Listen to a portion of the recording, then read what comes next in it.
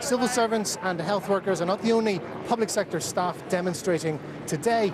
Thousands of off-duty police officers have also descended upon London in a mass protest over cuts to their budgets and changes to their pay and conditions. Many fear that reforms to the force will change their jobs forever. But in an era of cutbacks, senior officers insist change is inevitable. The reality is we have less money, so we have to do things in very different ways. And part of that, of course, is the pay review, which has just been commissioned or finished by government. So the officers are concerned, but the officers I speak to want to do the very best they can with the resources we have. And for a little bit more on that, later in this half hour, we'll be talking to the author and former police officer Mike Pannett, who was on today's march. Let's have more now on that march by off-duty police officers earlier today, protesting about funding cuts. It came as 150,000 public sector workers were staging a 24-hour strike, protesting against plans for changes in their pensions. Well, Mike Pannett is an author. He's a former police officer, and he was part of that march today, and he joins us live now from Leeds. Mr. Pannett, thank you for your time. First of all, just explain to us why you went on today's march. Well, I think it was just to show support to our frontline police, who are very worried about the measures if Windsor 2, which is the report the government asked to be produced by Tom Windsor, if some of those are implemented, the devastating effect it will not only have on the public, which I'm a member of the public myself, but also on public safety, but also for the well-being of our frontline and serving police officers nationally.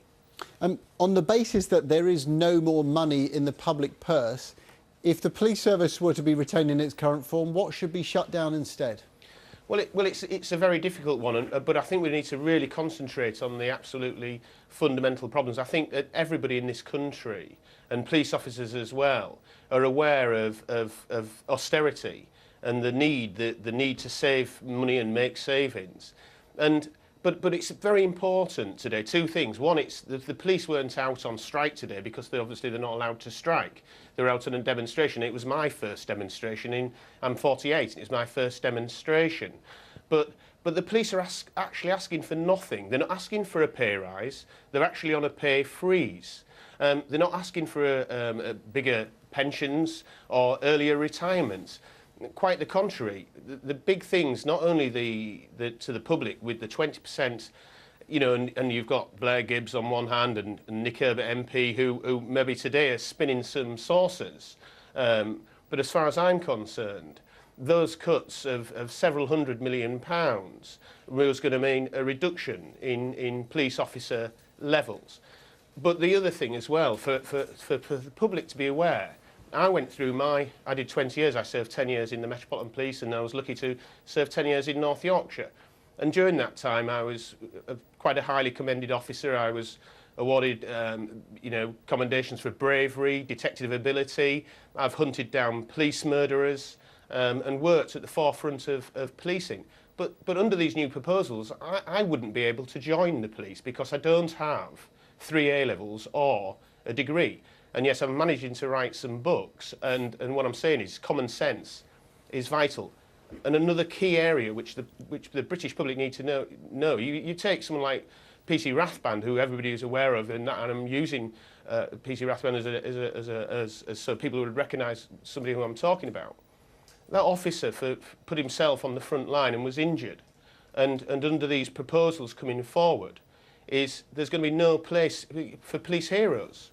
Should you get injured on duty, then technically within a year, 2 years, you can't pass the force fitness test. Then you're going to be sacked, and that's a really worrying thing. But the one thing that really fills me with real worry and concern for the police officers and for the public is working till 60.